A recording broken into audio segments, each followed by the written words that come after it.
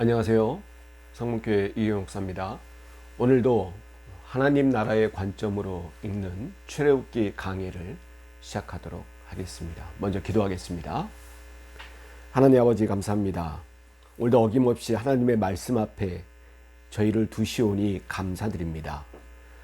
저희들의 심령을 열게 하여 주시고 거기에 생명의 양식을 집어넣어 주셔서 저희가 깨닫게 하여 주시며 그 깨달음이 믿음으로 이어지고 믿음의 삶을 살게 하셔서 하나님의 은혜와 축복을 만끽하는 그러한 삶이 되게 하여 주시옵소서. 저희들의 삶을 진리로 풍성케 하여 주시며 하나님이 내려주시는 모든 것에 감사가 넘치는 이 가을이 되게 하여 주시옵소서. 이 시간도 주님께 믿고 맡기오며 예수님 이름으로 기도하옵나이다. 아멘. 오늘 출애굽기는 출애굽에서 굉장히 중요한 부분입니다. 출애굽에서 중요한 부분은 크게 세 부분으로 나눌 수 있는데요. 첫 번째는 우리가 배웠던 진짜 출애굽하는 부분. 하나님이 모세를 선택해서 모세를 지도자 삼아서 하나님이 위임한 그 지도력을 가지고 애굽에서 나오는 그러한 과정. 그리고 이 두 번째는 이 부분인데 오늘부터 이제 한 몇 주간 계속 이어질 부분인데요. 이건 바로 십계명을 비롯한 하나님의 법을 받는, 하나님의 법을 통해 하나님께서 이스라엘 백성과 언약을 맺고 하나님의 통치가 이루어진다는 사실. 이게 두 번째 중요한 부분입니다. 그리고 세 번째는 이 세 번째는 중간중간 나열되어 있는 부분들이 있는데요. 세 번째는 성막을 세우고 거기서 하나님께 제사 지내고 하나님의 백성으로서의 광야에서의 삶. 그게 이제 세 번째 부분이 되겠습니다. 그러니까 모세와 출애굽, 그리고 십계명과 율법, 그리고 세 번째 성막과 광야에서의 삶. 요 세 가지가 출애굽기에서 가장 중요한 부분이 되겠는데 오늘부터는 바로 이 두 번째 이 십계명과 하나님의 율법을 받는 법을 받는 그러한 부분입니다. 이게 출애굽기 19장부터 시작이 되는데요. 출애굽기 19장을 보면 19장 1절을 보면 이스라엘 자손이 애굽 땅을 떠난 지 몇 개월? 3개월이 되던 날. 그러니까 애굽에서 나온 지 몇 개월이 됐다고요? 3개월이 됐죠. 그리고 그들이 시내 광야에 이르렀다. 이 시내 원어로 말하면 시나이입니다. 시나이 반도라고, 지금도 시나이 반도라고 그러죠. 여기에 시내산이 있죠. 시나이산, 시나이 마운틴이라고 그러는데 이 시나이산이 있는 곳, 이 산에서 모세가 십계명을 받죠. 그래서 이거는 후대에 붙여진 이름인 공산이 큽니다. 그러니까 이 반도 이름이나 이것은 시내 반도라고 이 당시에 붙여져 있지는 않았겠죠. 시내 광야라고. 이 산 이름을 가지고 바로 이 광야의 이름을 붙였을 공산이 크죠. 하여튼 3개월이 되던 날에 이 시내 광야에 이르게 됩니다. 그래서 하나님이 모세를 부르죠. 자, 3절입니다. 모세가 하나님 앞에 올라가니 여호와께서 어디서? 산에서 그를 불러 말씀하시되 그랬습니다. 여러분, 우리가 이 구절 하나에서만 보더라도 우리가 성경을 어떻게 이해하고 어떻게 바라봐야 되는가를 우리가 알 수 있어요. 여러분, 이 당시에는 하나님이 어디서 말씀하셨어요? 산에서. 예. 자, 하나님께서 말씀하시는 장소. 이게 여러분, 고정되어 있지 않다는 거죠. 예. 여기서는 산에서 말씀하십니다. 여러분, 이게 후대에 가면 어디서 말씀하실까요? 장막에서 말씀하십니다. 그 다음에 이 장막 생활이 끝나면 어디서 말씀하실까요? 성전에서 말씀하십니다. 그런 다음에 여러분, 예수 그리스도 이후에 하나님은 어디서 말씀하시나요? 하나님의 이 말씀을 통해서 말씀하십니다. 우리 심령에. 그러니까 여러분, 제가 드리고 싶은 말씀은 이거예요. 자, 출애굽기 19장 3절에 모세가 하나님 앞에 올라가니 여호와께서 산에서 그를 불러 말씀하셨다 그랬어요. 그러면 여러분, 성경은 1.1획도 틀린 바가 있습니까? 없습니까? 없어요. 그럼 그거를 기계적으로 적용하면 오늘날도 여러분, 하나님의 말씀을 들으려면 어디 가야 돼요? 산에 가야죠. 성경에 나와 있잖아요. 근데 여러분, 물론 예전에 산기도라고 있었지만 지금 하나님 말씀 받는다고 산에 가나요? 산에 가야만 하나님 말씀을 받나요? 그거 아니지 않습니까?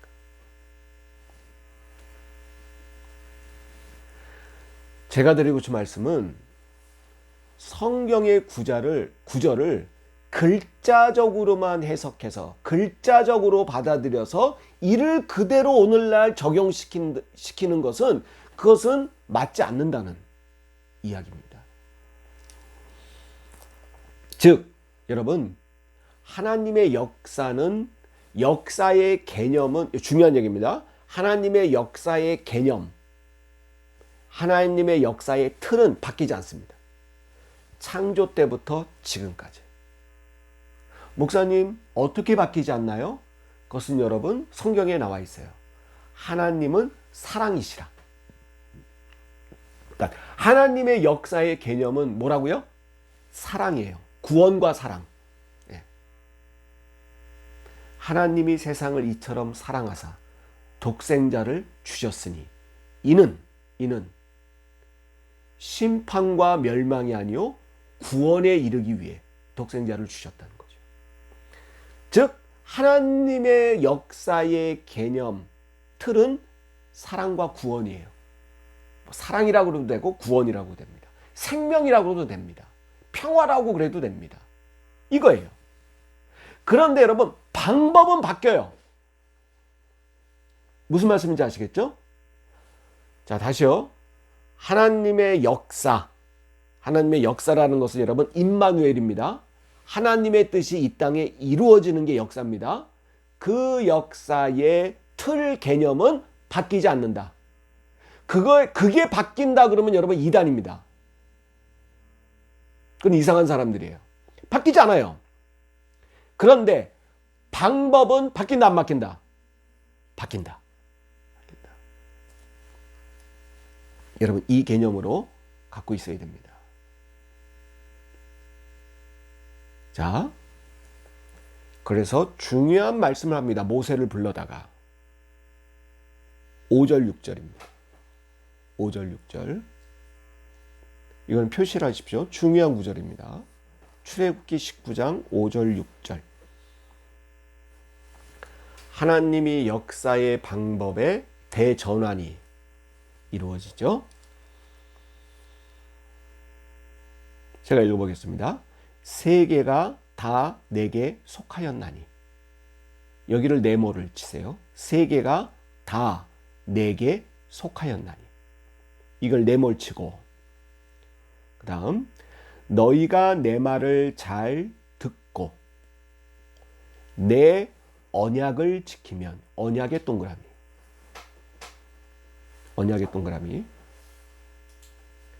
너희는 모든 민족 중에서 내 소유가 되겠고 소유가 되겠고의 1번 그 다음 6절. 너희가 내게 대하여 제사장 나라가 되며, 제사장 나라의 2번.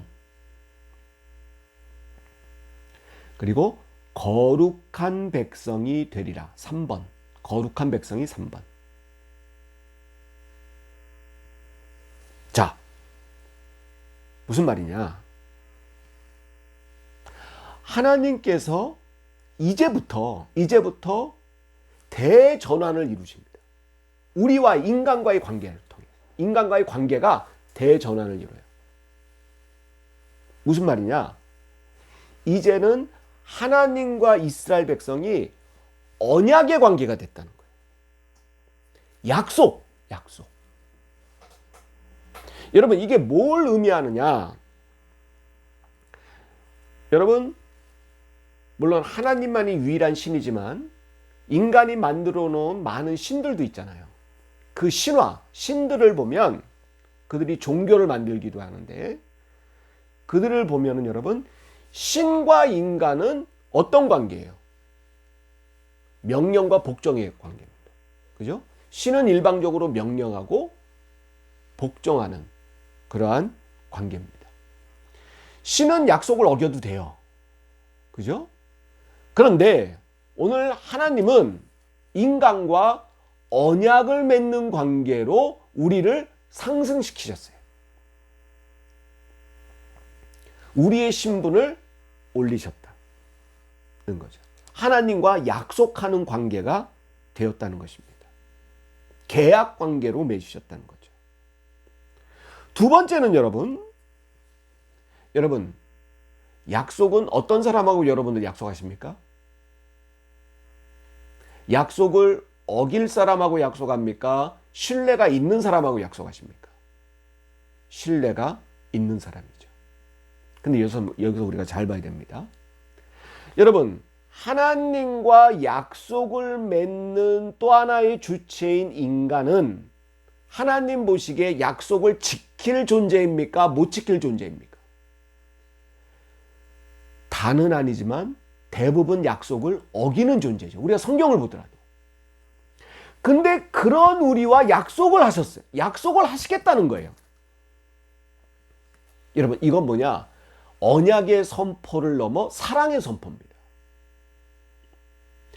하나님에 비해서 신뢰가 가지 않는 인간의 존재를 언약의 관계로 끌어들이시는 거예요. 뭘로? 하나님의 사랑으로.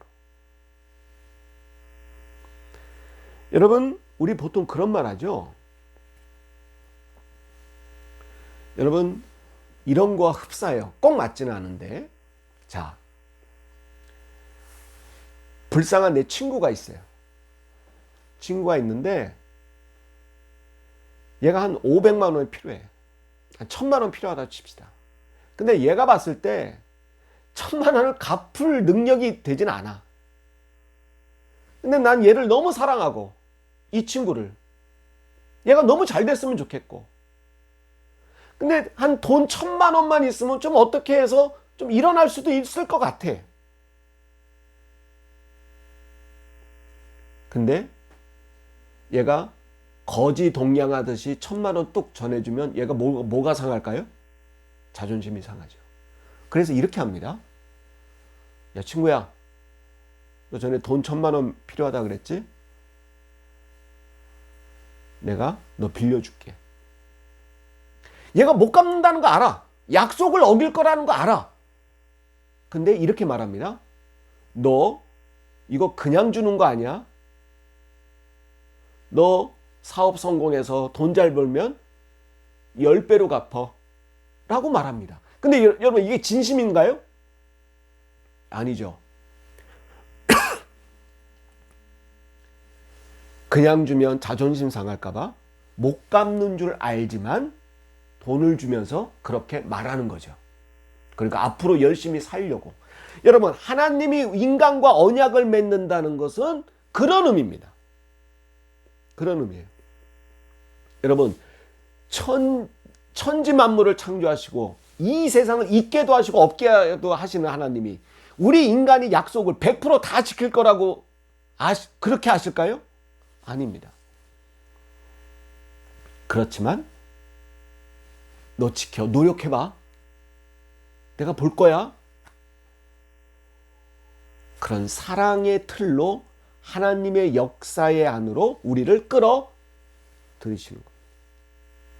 이게 여러분 언약이 주는 개념이에요. 이게 놀라운 역사의 전환입니다.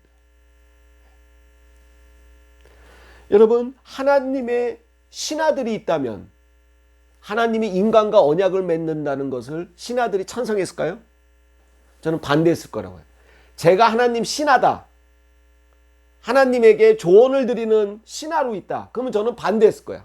하나님, 저 인간들을 하나님 모르십니까? 거짓말을 밥 먹듯이 하고 하나님의 법을 귀찮아하고 지들 잘났다고 또 교만을 떨 텐데 하나님 지키지도 못할 약속을 인간하고 왜 맺으십니까? 반대했을 거예요. 그러나 하나님은 지금 결단하시는 겁니다. 너무나 큰 결단을 하시는 거예요. 하나님 입장에서는. 우리가 그걸 알아야 돼. 단순히 하나님이 모세를 불러다 언약을, 이게 단순히 이 두 구절로 우리가 그냥 인식할 문제가 아니라는 것입니다. 그래서 여러분, 우리가 이 책을 뭐라고 그럽니까? 성경이라고 하죠. 경. 그리고 성경은 뭘로 이루어졌어요? 구약과 신약. 약을 약속할 약질. 그러니까 하나님의 이 말씀, 진리의 말씀 자체가 우리들과의 약속의 말씀이라는 거예요. 세 번째, 여러분, 약속은 하나님이 하시는 건데 약속은 어기라고 있는 건가요? 지키라고 있는 건가요? 지키라고 있는 것입니다. 즉, 하나님이 약속하신 거에 대한 철저한 우리들의 믿음을 가지라는 의미입니다. 믿음.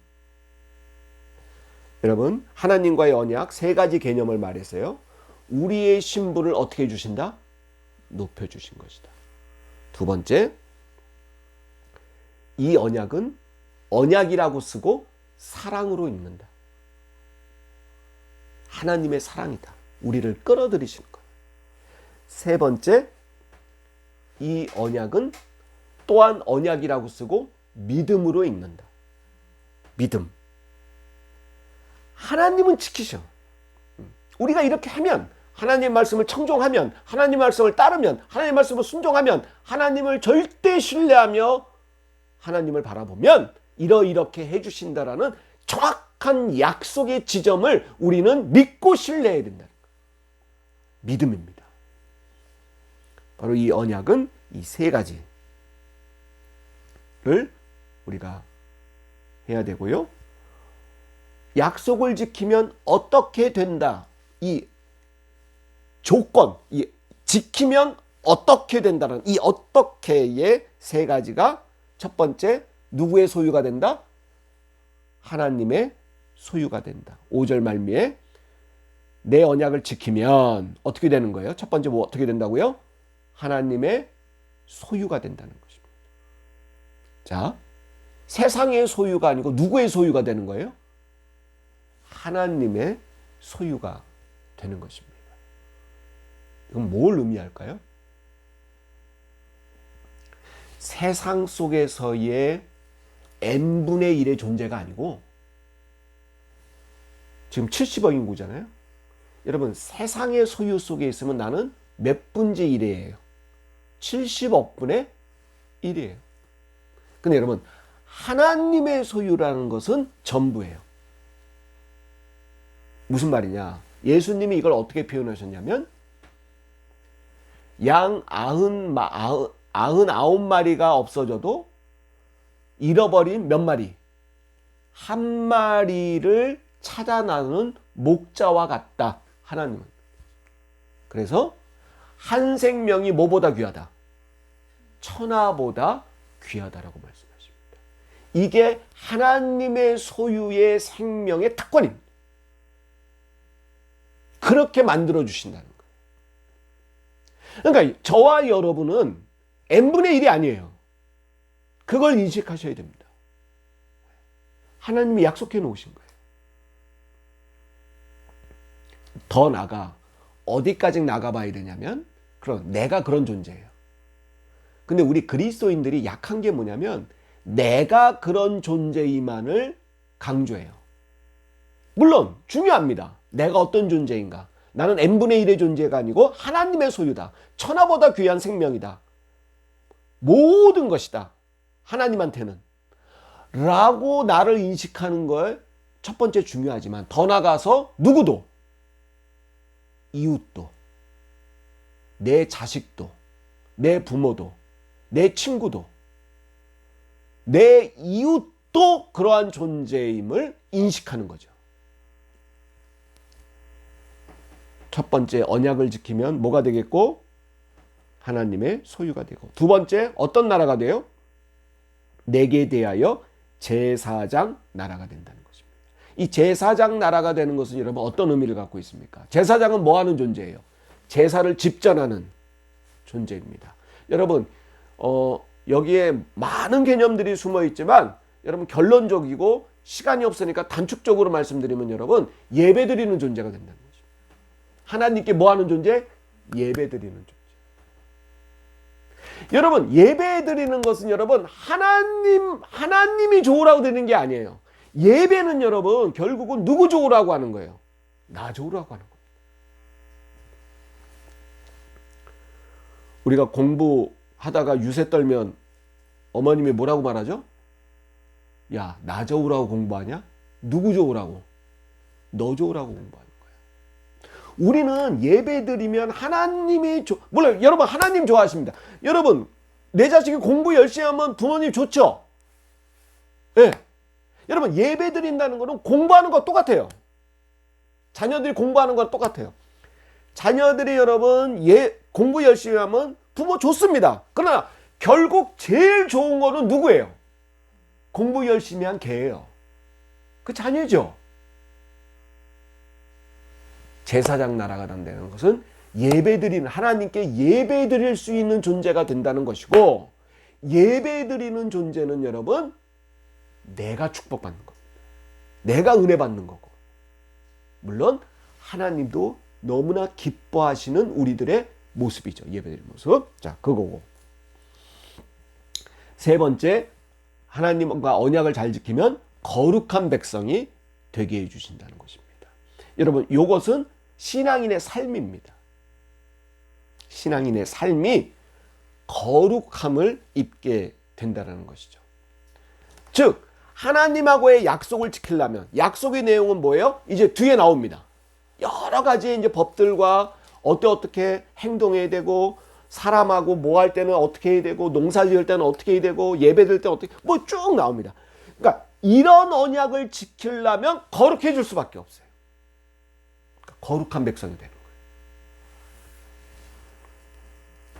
거룩은 뭡니까? 거룩의 원뜻은 뭐냐면 한 발자국 띄어서 보기입니다. 그러니까 여러분, 우리가 거룩은 보통 구별된다라고 했는데 더 원뜻은 뭐냐면 가까이서 보다가 어떻게 보는 거예요? 멀리 띄어서 보는 거예요. 거룩은 나무를 보는 게 아니고 어디를 보는 거예요? 숲을 보는 거예요. 그게 거룩이에요. 무슨 말이냐? 가까이 보면 볼 수 없는 것들을 거룩함은 볼 수 있어요. 거룩함으로. 그게 바로 여러분 거룩입니다. 여러분 단적인 예로 예배 드리는 거 거룩함의 행위예요. 왜 거룩하나요? 멀리 띄어져 보니까 하나님께 예배 드릴 수밖에 없어요. 뭐냐? 가까이서 볼 때는 내 능력, 내가 뭐 좋은 학교 나와서 내 능력으로 내가 돈 잘 벌고 내가 아파트 내가 나만 믿을 게 없어. 내가 열심히 해야지. 이렇게 돼요. 거기에 빠져 있으면. 근데 좀 멀리 떨어져 보니까 우리 신앙인들은 그게 다 누구 은혜라고 보는 거예요? 하나님의 은혜야.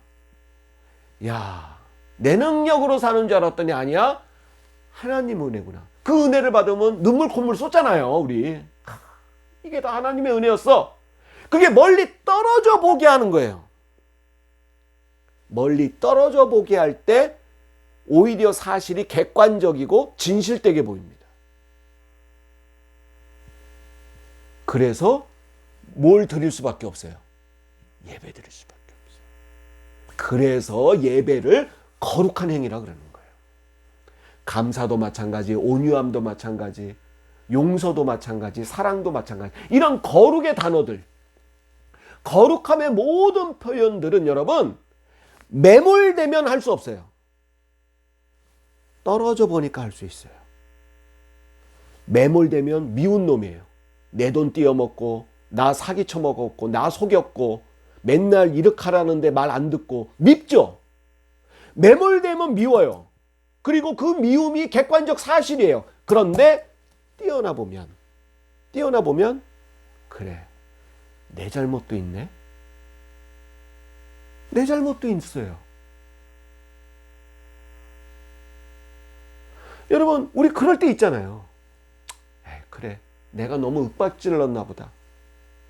내가 너무 강요만 했나 보다. 윽박지르고 강요한 나는 모르고 삐뚤어지고 잘못 말하고 거짓말하고 나한테 사기친 것만 생각하면 밉죠. 그러니까 이 용서함의 거룩함도 뭐에 보면? 띄어서 보면. 이런 거룩한 백성이 되게 해주신다는 거예요. 언약을 지키면. 자, 오늘 이 언약 부분을 가지고 말씀 많이 드렸는데요. 여러분, 그만큼 중요한 겁니다. 이 언약의 의미. 제가 왜 5절 세계가 다 내게 속하였니라의 네모를 쳤냐면, 여러분, 하나님과의 언약은 이 전제 조건이어야 돼요. 그 네모 친 데다가 화살표 끄집어내서 전제 조건이라고 쓰세요. 세계가 다 내게 속하였나니. 이게 언약의 전제 조건이에요. 무슨 말이냐? 여러분, 아까 우리를 높여서 좀 대등한 존재, 높여 있는 존재로 하나님과 언약을 맺었다 그랬어요. 그럼에도 불구하고 여러분, 우리가 하나님과 같은 존재인가요? 아닌가요? 아니죠. 아닙니다. 우리는 여러분, 하나님의 나라 역사에 여러분, 교집합이 아니고 부분집합이라는 사실이죠. 속해 있는 거예요. 무슨 말씀이냐 저기 있죠? 이 개념으로 하나님과 약속을 맺는다고 생각해야 돼요. 이 전제 조건이 사라지면 여러분, 뭐가 들어오냐면 교만이 들어옵니다. 교만. 하나님의 소유, 하나님의 나는 속한 생명이야 라는 전제 조건을 가지고 하나님과 언약을 지키면 하나님의 소유가 되고, 제사장, 예배드리는 자, 제사장 나라가 되고, 세 번째 어떤 백성? 거룩한 백성. 중요합니다. 자, 이제 이 언약에 관한 서론을 모세에게 말해줍니다. 왜? 모세도 개념을 알아야 되잖아요. 하나님과 언약이라는 개념은 없어요. 없었어. 처음 나오는 거니까, 아, 우리가 하나님과 약속을 해? 이게 무슨 말이지? 개념을 설명해 줍니다. 그런 다음에 이제 시내산에 올라와서 네가 올라와서 율법을 받아라. 법을 받아라. 그럼 모세가 아니 저만 올라갑니까? 백성들은요? 밑에 있어라. 밑에 있어라. 그런데 이 백성들도 그냥 있는 게 아니고 10절에 여호와께서 모세에게 이르시되 너는 백성에게로 가서 오늘과 내일 그들을 어떻게 합니까? 성결. 깨끗하게 하라는 거예요. 거룩하게, 깨끗하게 하는데 이 방법을 하나님 말씀하십니다. 성결하게 하며 그들에게 뭘 빨아요? 빨래하라는 겁니다. 옷 깨끗하게. 그리고 12절 너는 백성을 위하여 주의 경계를 정하고 이르기를 너희는 삼가 산에 오르거나 그 경계를 뭐 하지 말고? 침범하지 말고. 그러니까 이 시내산에 있고 정상에서 모세와 하나님이 만나고 시내산이 이렇게 있잖아요. 요 밑에 백성들이 있습니다. 산과 백성들 사이에 경계를 만들어 두는데 침범하지 말라. 무슨 말이냐? 여러분, 시간이 늦어지면 백성들이 어떻게 할까요? 이거 언제 오는 거야, 모세가? 이렇게 됩니다. 인내하지 못합니다. 그래서 야, 우리가 한번 가보자 라고 함부로 올라오지 말라는 것입니다. 거룩한 구별, 경계를 하나님과 백성 사이에 두시는 거죠. 그리고 세 번째 15절, 모세가 백성에게 이르되 준비하여 셋째 날을 기다리고 누구를? 여인을 가까이 하지 말라. 이게 하나님과 모세가 시내산에서 하나님과 언약을 체결할 때 밑에 백성들이 취해야 될 행동입니다. 옷을 빨고 경계를 넘지 말고 여인을 가까이 하지 말라. 여러분, 무슨 말이에요? 여러분, 우린 보통 이렇게 생각해요. 아, 모세가 중요한 사람이야. 물론 중요한 사람입니다. 근데 모세만 중요한 사람인가요? 아니죠. 밑에서 있는 백성들이 어때요? 함께 준비해야 되고, 함께 거룩해야 되고, 함께 성결해야 돼요. 여러분, 교회에서 목사만 중요합니까? 목사 중요합니다. 근데 목사만 중요한 게 아닙니다.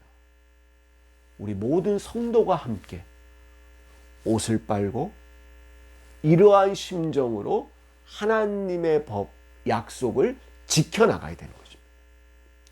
저와 여러분, 오늘 말씀을 마무리할 텐데요.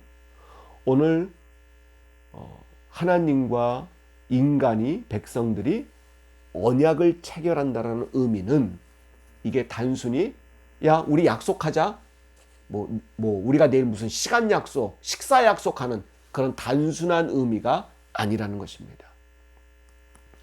이거는 하나님의 결단이고요.